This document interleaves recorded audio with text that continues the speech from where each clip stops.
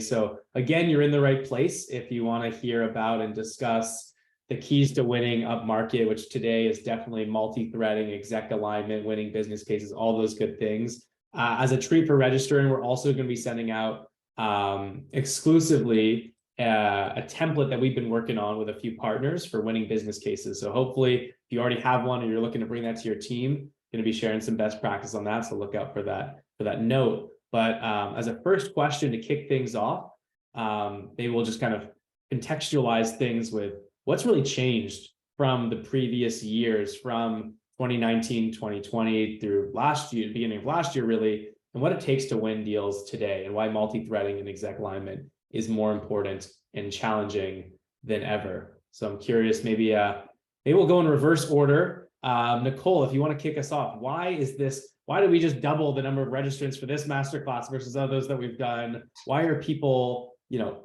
focused on these tactics to winning deals today? Well, I think it's harder than ever before, and budgets are tighter, requiring more internal alignment on really what is the problem they're trying to solve than we ever have had to focus on. So I would say, the most important thing that we can do is talk to enough people on those teams to support that internal alignment. Totally. And so you mean it's harder than ever to get deals done, and that's why you need to be doing this stuff. Is that what you mean, Nicole? Yes, because the budgets are tighter, right? They're requiring you to justify more than you have had to in the past. Totally. Yeah.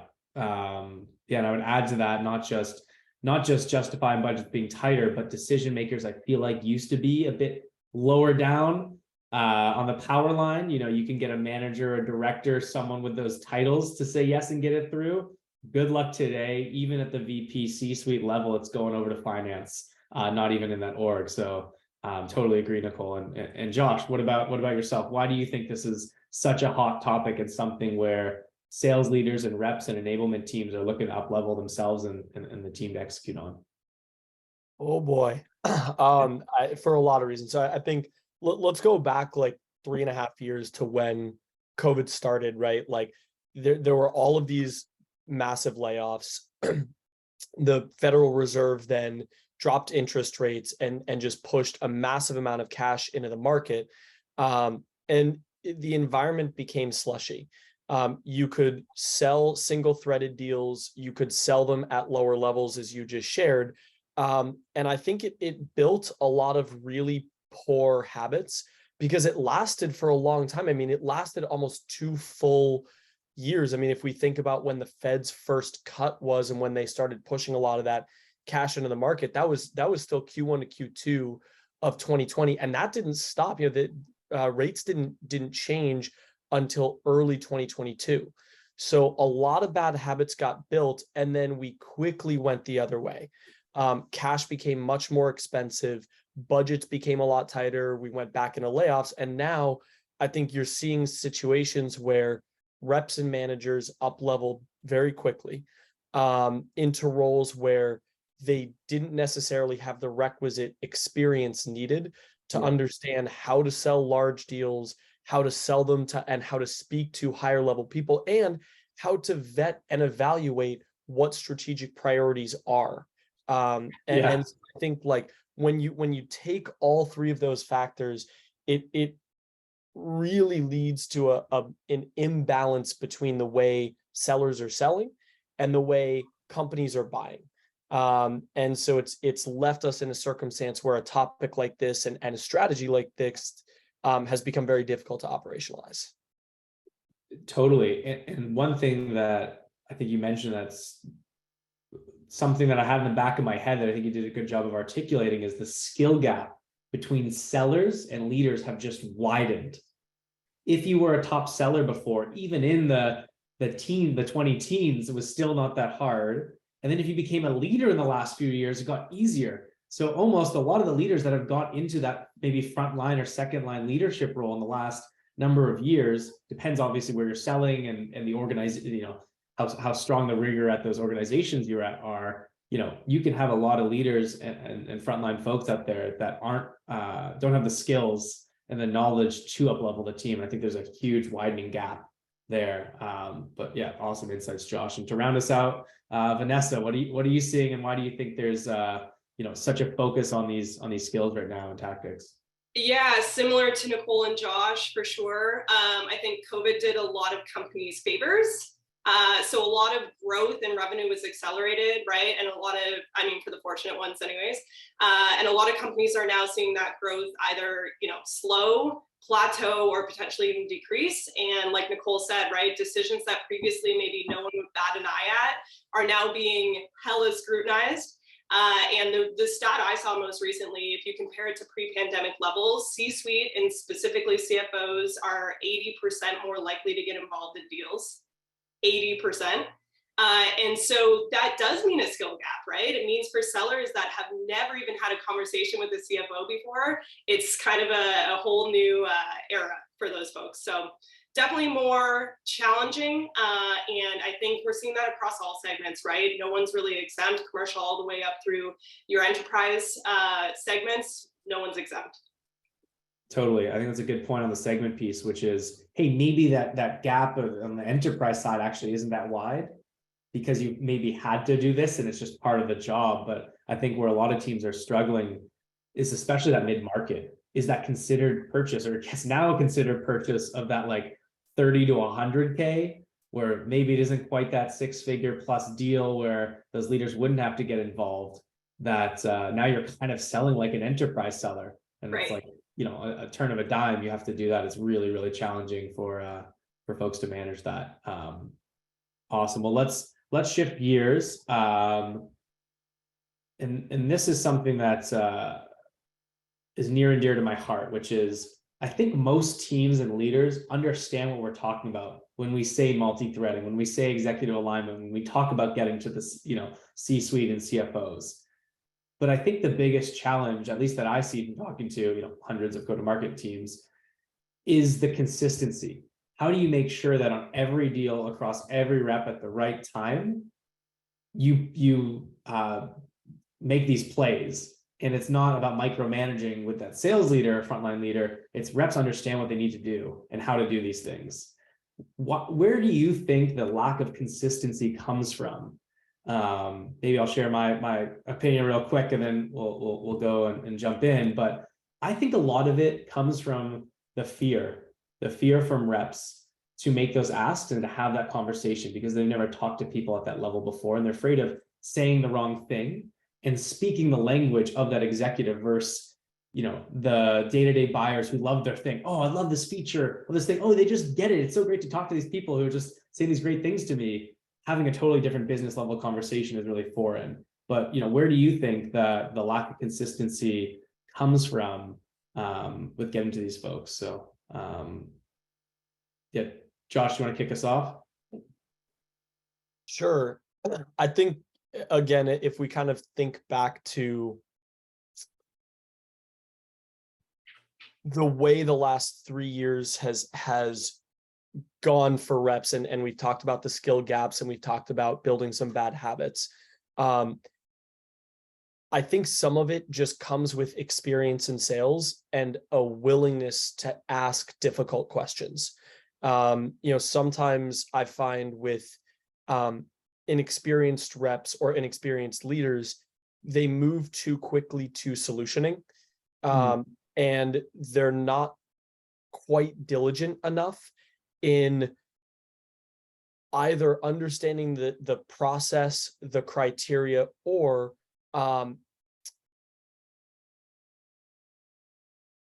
even the identification of champions, coaches, or blockers, and being able to recognize which one you are dealing with, and then creating and executing a plan against that. So for example, like if you are dealing with a blocker who's blocking you from multi-threading, like you need to immediately strategize around how you are going to get away from that person, and understanding why they are being a blocker and asking the difficult questions around it.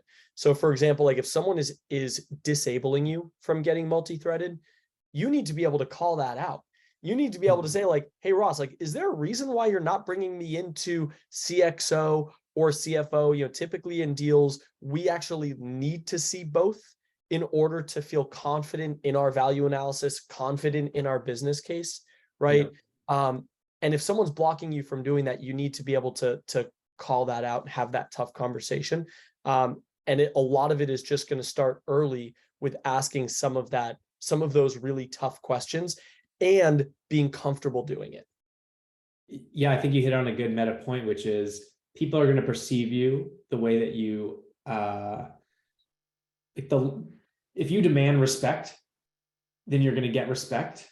If you are an order taker and you're just saying yes to everything that your prospect or person's saying, you're not going to be invited. You're going to be embarrassing to join those meetings, right? If you're not proactive, if you're not able to say, these are the people I need to talk to for these reasons specifically and hold your line, why would they want to make that introduction or even be associated with you in that company? Because they're going to be embarrassed. The C-level's going to be like, why the hell did you just waste my time? So totally agree. Being able to stand your ground and call that out is a skill that I think, it's developed. People aren't born with that. And, kind of making sure you're coaching that is super, super important.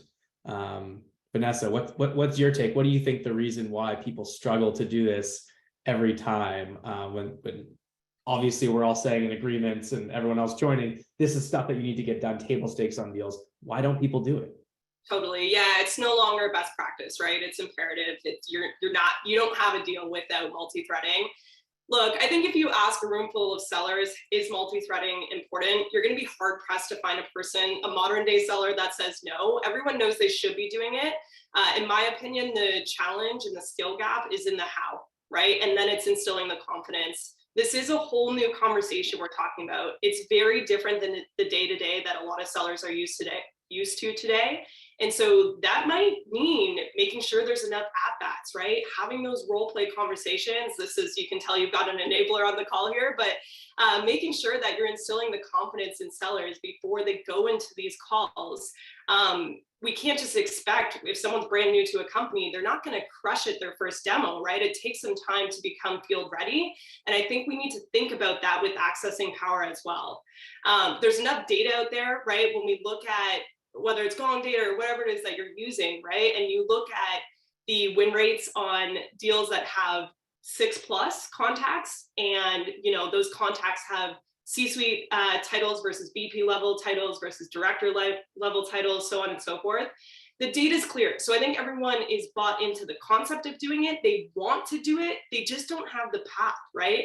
So I think it's incumbent on whoever is responsible for upskilling in your organization. Typically in my world, it's a partnership between sales leadership and your sales enablement teams, building out the path, right? What are the plays? What does the CFO conversation look like? How do we make sure people are practiced and ready to go on it? What are the assets that can accompany that conversation? What your CFO cares about is not your average demo that you're doing for your kind of lower on the totem pole type of contacts. So it's just about getting the at-bats, in my opinion. Totally. And we'll get back to what that looks like in terms of the solid business cases and what executive alignment really means and how to do that well. I also think an important part of that is the right person on your side. How do you arm your rep with the right level person? I don't think you could be the best rep in the world, the most business acumen in the world. You should not be leveling yourself with a SVP or with a C-suite person. Like, why would you handicap yourself like that? Why wouldn't you be able to bring someone with that title from your company and the right person? We'll talk more about that. I want to make sure, Nicole, I think a good way to maybe round this question out is Anna's question and Sarah's, I think, have a lot to do with this, which is around, I think, where some of this fear might come from and why people don't do this. They're afraid to ask, or they ask and they get said no. How do you think about that aspect of it, maybe getting more tactical here in terms of getting to the right people?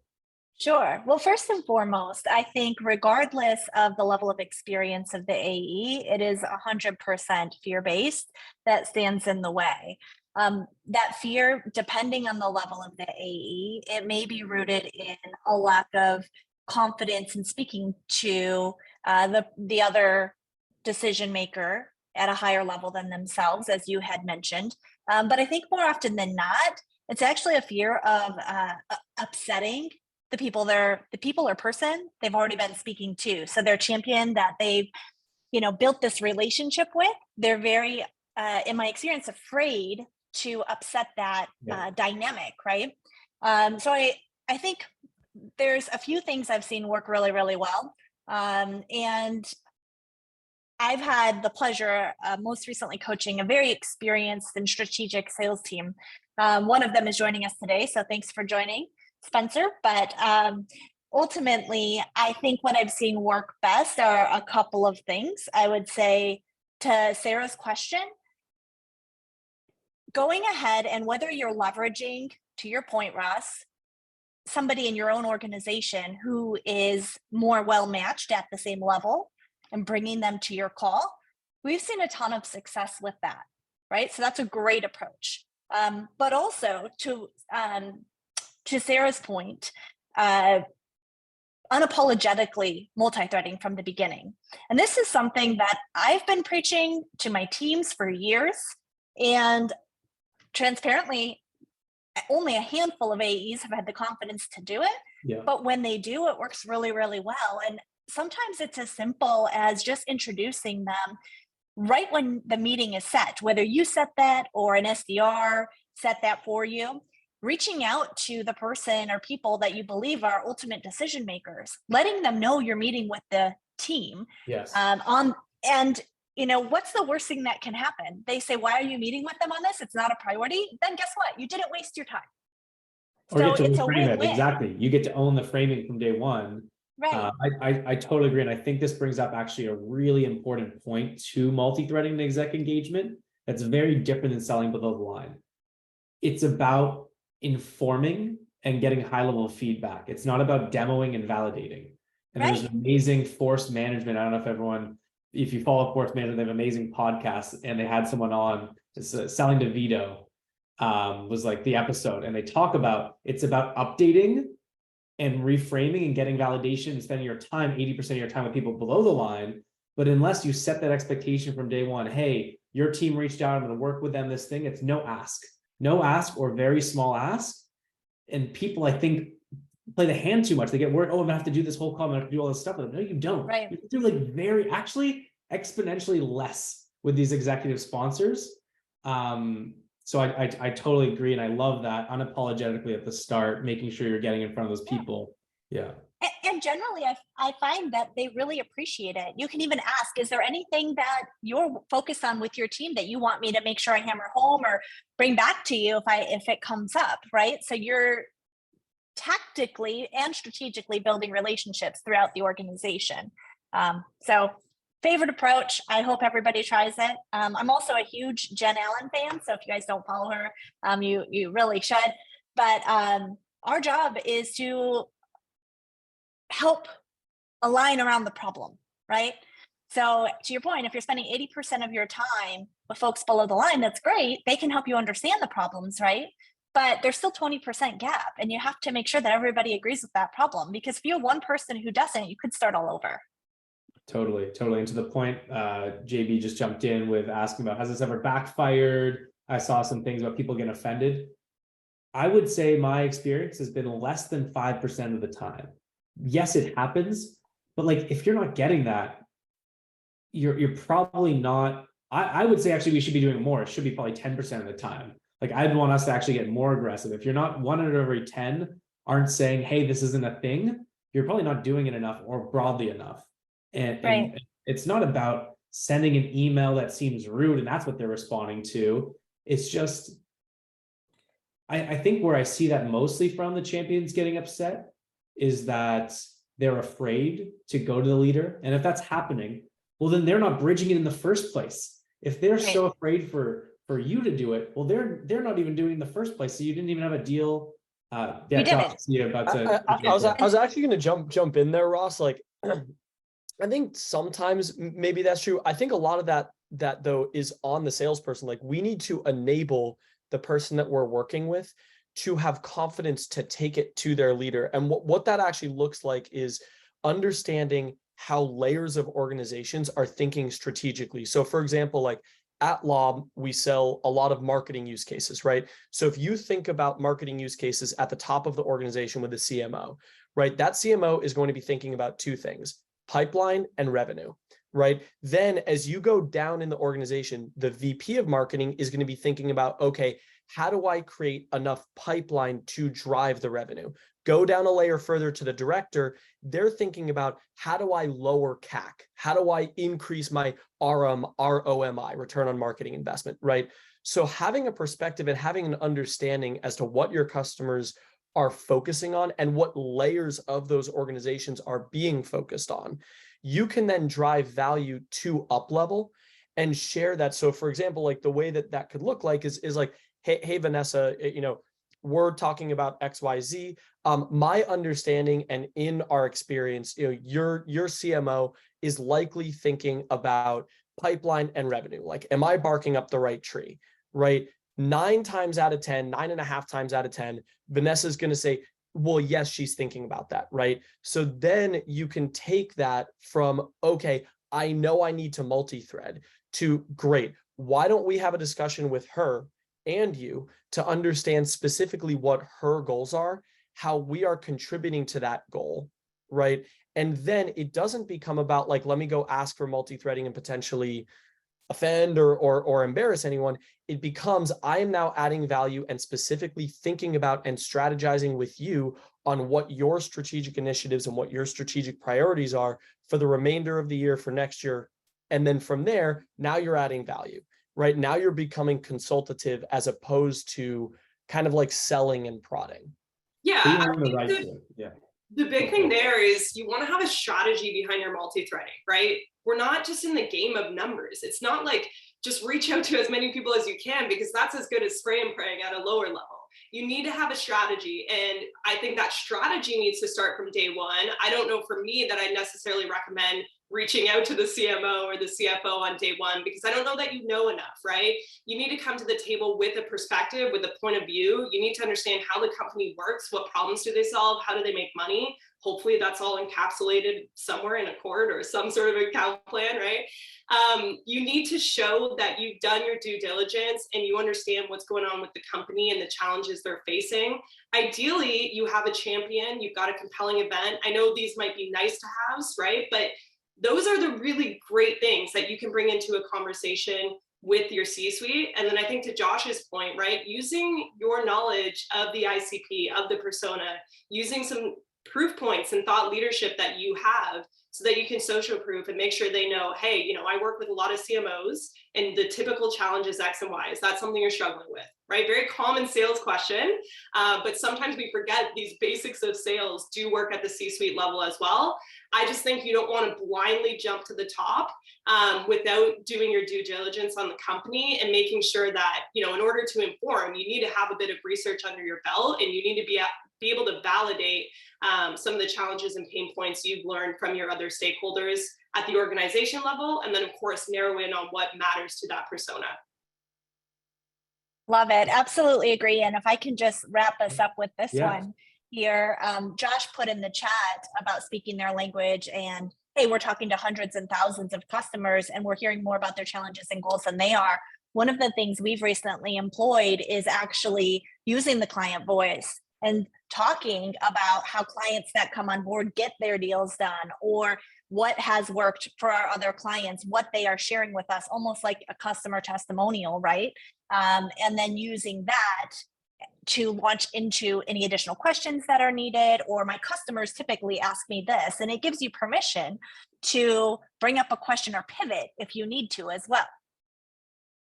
Totally. Yeah. It's, and I don't think teams do enough to arm their reps with that stuff, right? It's like not everyone thinks in this way, but I think a larger portion of the population, most reps, when armed it, will be able to accomplish it. So how do you give them, which is why I love, the methodologies, from Forrest or Miller Hyman or whatever. It's like they arm you with, hey, these are the 3 or 5 things that we can point back to at the highest level. And then at, each persona level, these are the 3 or 5 things, like, Josh, we're giving the specific examples on the marketing side that they care about. Most people intuitively aren't going to learn that. Unfortunately, that's just the reality of specific roles and what people are good at, how do you arm them with those things so they can go out and execute and get that confidence? So love it. So the next topic that I want to get into, and we got about 15 minutes, we're going to talk about stakeholder mapping, right? We talked a lot about how to multi-thread, the words to use, all of this stuff.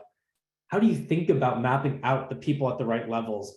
Who at the director level, VP level, C-suite level, what do their titles sound like? What do they talk about? Like, get into that level of detail. And when do we get to those people in terms of the stages of the sales process? Would love to hear how this group approaches that. When do you do that in the process? Is that after the first or second call? Is that once it moves to a qualified opportunity or stage 2? What tools do you use internally to make sure that your reps are building out account plans and stakeholder maps to get to the right people and effectively drive that executive alignment? Vanessa, since you're off mute here, what have you done to arm the team with building those stakeholder maps and making sure that they understand, without 100 repetitions and deals, what some of the best folks have been doing? Sure. I would say there's two lenses that I'd look at this through. The first is persona mapping, right? So I'll just take my last org as an example. We sold a lot into heads of L&Ds, heads of enablement, heads of customer education. But then there's also, you go up to the CRO, you go up to the CHRO, CLO, et cetera. So all of those people care about different things. And it's important that you can demonstrate, again, you're not going to be in their world. You're not going to ever know the exact same things that they do or feel their pain as deeply as they do. But you want to make sure your sellers are armed enough to be dangerous, to understand the highly likely things that they care about. And again, have some real proof points to back those things. So that's one lens, right? The persona mapping, which is different to me than the stakeholder mapping of how people present themselves in deals, right? So in every deal, hopefully you've got your mobilizer, your champion, you probably have a detractor somewhere in there, you've got your economic buyer, you have your signer, you might have a champion that has no influence and authority. All of these things have different sort of definitions, but I think it's important that it's thought about in those two lenses. And on the stakeholder mapping side in particular, a lot of businesses talk about these things differently, right? You ask your VP of sales, they'll talk about it differently than your CRO will. So coming up with commonly used and bought into vernacular is super important there. And then obviously documenting, right? Adding that to your CRM so that it's visible for anyone that's touching the account. And that way you're capturing both your persona mapping and your stakeholder mapping. Once you've got those two things, right, and it's well-defined, people are enabled on it, everyone gets it, yep, check. Then I think it's about making sure that people are enabled on the plays that go with each of them. Because again, the play for a CFO, very different than a head of L&D. And the within those deals, when you look at the personas, they could take on any number of those stakeholder personas, right? They could be your detractor, they could be your champion. And it's important we think about leverage, I think, under those two lenses. Yeah, I totally agree on the difference of the persona and then where they fit into the deal in terms of, kind of the methodology language of champion, blocker, et cetera. How do you help the team execute on those plays? That's the biggest gap that I think I've seen is, okay, when is the right time to reach out to this specific person based on the, where they sit in the deal? How do you make sure that there's that consistency and rigor? I'm going to let someone else speak unless Nicole, how do you make sure that they're actually doing those things? So you have the common language, you did this training, you built it into Salesforce, everyone gets all this stuff. How do you make sure they're executing on this?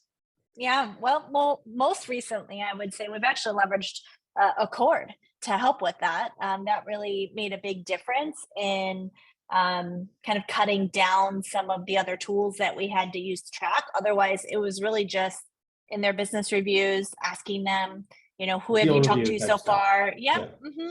And then just trying to drive, excitement as well as accountability during that time together.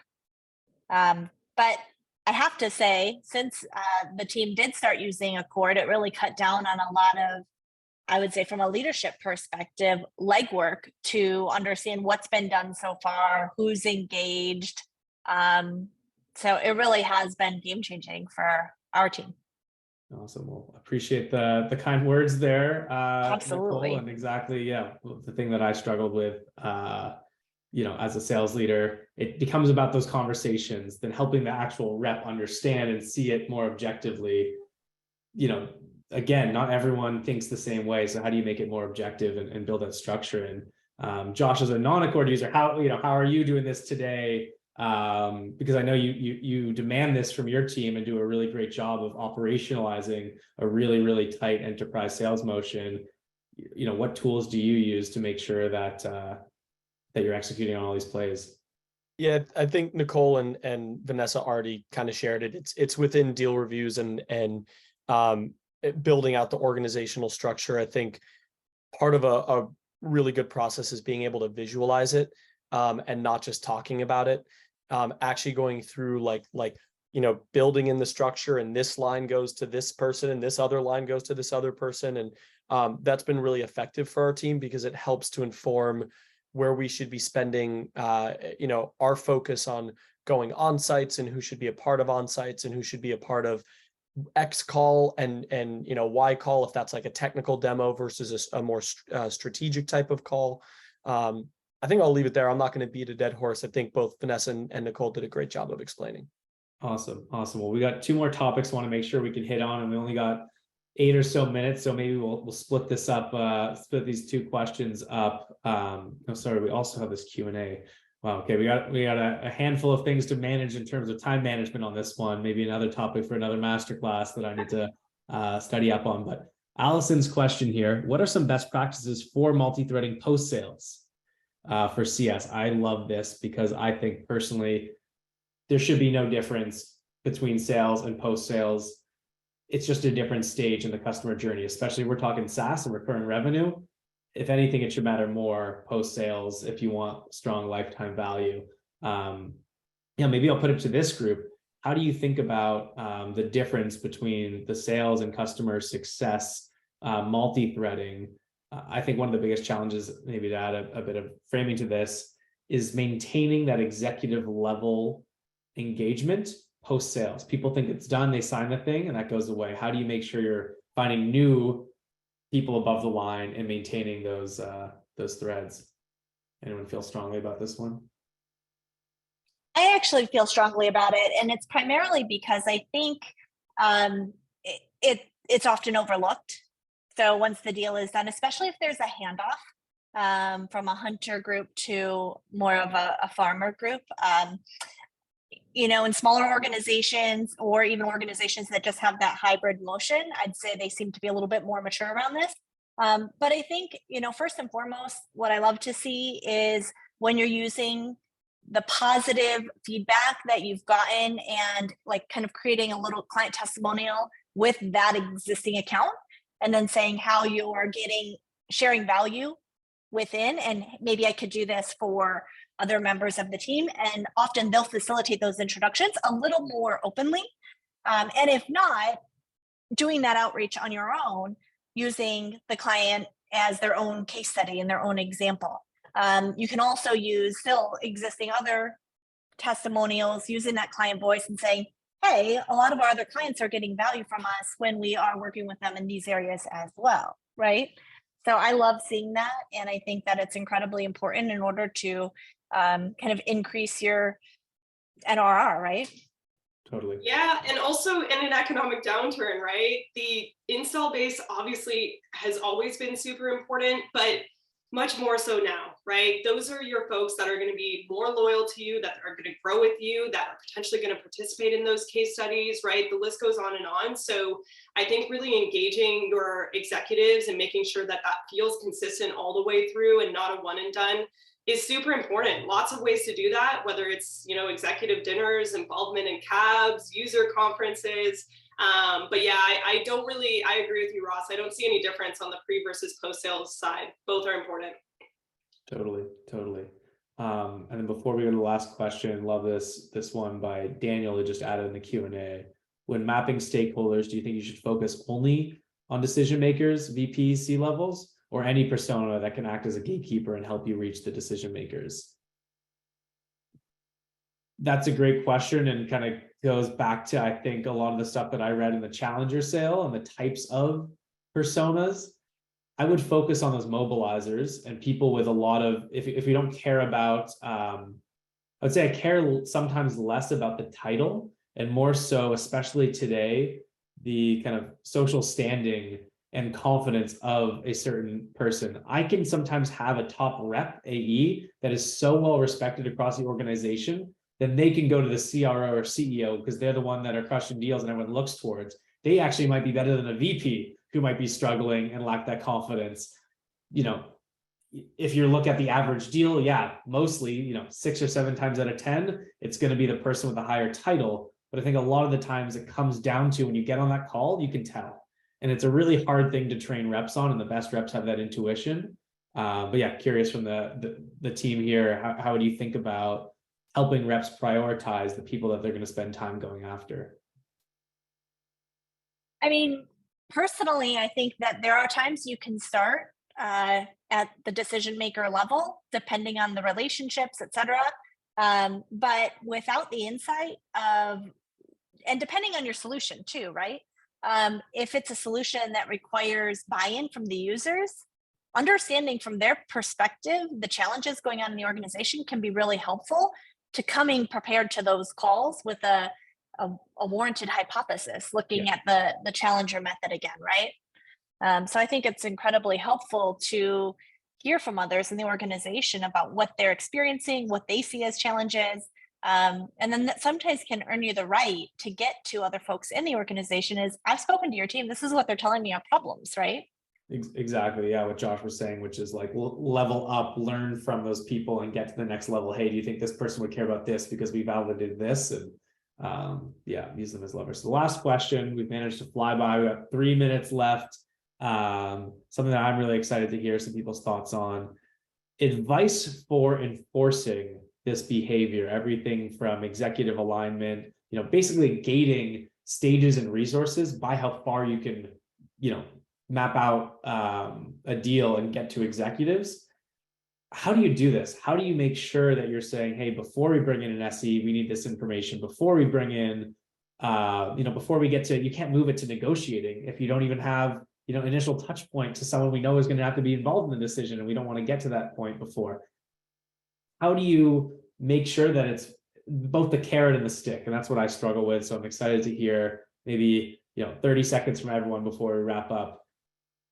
How do you make it both the positive thing and maybe some of those gates that you have on your team? So yeah, Vanessa, if you want to kick us off. Sure. Well, I think like most large change in sales, you need the carrot and the stick. Unfortunately, I know maybe not a lot of sellers want to hear that, but that's just part of proper change management, I think. And so what you want to make sure though with the stick is that people understand why there are certain gates there, right? They're there for a reason. And so if it means you can't advance your deal in the CRM from X to Y stage, it's just important to make sure people know why. Otherwise, it just feels like an annoyance, right? A thing that, hey, this is a distraction. It's taking more time out of my day when I should be selling. So I think it's important to show them what good looks like when the process is actually followed, right? And then on the carrot side, of course, ensuring people understand as they move on from each of their stages, why they should feel incentivized to take on some of these behaviors. Yeah, both matter for proper change management. I think you can't really have one without the other. Totally. I love the takeaway of what does great look like. I think that inspires the team of like, okay, yes, there's this checkbox, but like, wow, I'm not doing that. And that looks amazing. I can see why that would impact the outcome. Yeah, otherwise it's just a vanity checkbox, right? People will do it so they can get their deal from X to Y again, like we said, but not necessarily understand or why they should have the rigor and the hygiene behind it. Totally. Josh, how about yourself? I think inspection is really key. So we leverage 3 different aspects in our deals to ensure that we're doing the right things the right way. So the first is we have what we call a deal checklist, which is a 4-step process. Our next steps on the calendar. Are we multi-threaded? Are we texting with our champion? And have we started a value analysis? We know that when we're 4 out of 4 in these deal checklists, we are winning deals at about 5x the rate. If we're 3 out of 4, we're winning at about a 20% increased rate. If we're 2 out of 4 or below, we're going to lose more frequently than our current win rate. So that's the first way that we think about this. The second way is by looking at the value analysis. We know that we realistically need to drive a minimum of 200% ROI to our customers in order for them to feel comfortable about moving forward in a deal cycle. So when we think about both of those gates, when we're going through pipeline reviews, when we're going through like forecast calls, some of the first things that we're going to ask our team is like, okay, walk me through the deal checklist. Like, where are you at? And if a rep says like, oh, I'm 1 out of 4 or I'm 2 out of 4, immediately a flag should be going up for both the rep and the leader. Like, why are we 1 out of 4? Why are we 2 out of 4? If we're early in the sales cycle, like if we've just done one discovery call, sure, I can understand maybe being 1 out of 4 if you just have like next steps on the calendar, but really you want to be like 2 out of 4 with a path to 3 out of 4, knowing that, hey, on this next call, we're going to be starting this value analysis, and you've likely already communicated to your customer, like, hey, here's the type of information that we're going to need from you on this next call to make it impactful, right? Like, don't be afraid to give your customers homework. Like, their homework is not just to show up to the next call, right? Like, they have skin in the game just the same as you do. And so those are a couple of different ways that we think about this and gate our deals. Like, if we're walking into a forecast call and we've got something in upside, or we've got something in most likely that's, you know, we're 2 out of 4, 1 out of 4 in the deal checklist, like the rep, the leader, the VP, CRO, like everyone should be immediately thinking like, oh, that like this deal is when you dig into it is not looking like what it needs to at this point. And we need to reevaluate, what did we miss in discovery? What do we need to go back through? And I think that's been very helpful for us to understand, like, okay, you know, we've got a 10K deal, but we're 1 out of 4 in the deal checklist.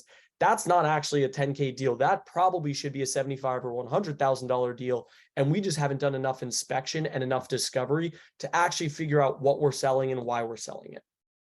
Totally. I love how simple that is, the 4 things. And I love how actually it's in control of the rep. It's not based on, like, those are all execution-based things that you can own as a seller. Yeah, love that. To round us off, Nicole, advice for making sure your team, simple tips and tricks that you might have to up-leveling execution. Yeah, so I mean, for time's sake, I'll keep it brief. I absolutely agree with what both Vanessa and Josh shared. I think it's incredibly important to inspect what you expect. But at the end of the day, I've mentioned this a few times, it comes back to that problem alignment and really understanding the true business impacts. And if you have those things, plus all of the checkboxes that Josh just shared, I think, you know, you're going to be winning more of those deals than not. It's when you have gaps. So really taking the time to understand where those gaps are and then filling those gaps. I love that Josh has all of that process in place, but I've walked into a lot of organizations where they don't, right? So as a seller, and I'm guessing a lot of the folks on the call today are AEs themselves and trying to figure this out. So I would say, look at, you know, do you really have a problem? Does it align to the business impacts? Do you understand both the ROI and the cost of inaction are incredibly important at this time? And if you have that and you have all of those other buckets of next steps and power, I think you should be in a great place to win. Totally. And speaking of which, we're going to wrap things up right now, but we're going to be sharing out for everyone who joined and registered a template for business cases that I've found that are really helping us win more deals this year, especially that's going above the power line, and really useful for multi-threading. But it's so much stuff to take away from. Appreciate the time, Vanessa, Josh, Nicole, everyone who joined and contributed to the questions and the answers here. So I'm sure everyone's got a few things to get back to before wrapping up the Friday and hopefully enjoying a summer weekend. But so it was really fun. I appreciate everyone taking time to nerd out on some sales best practices and share with the community.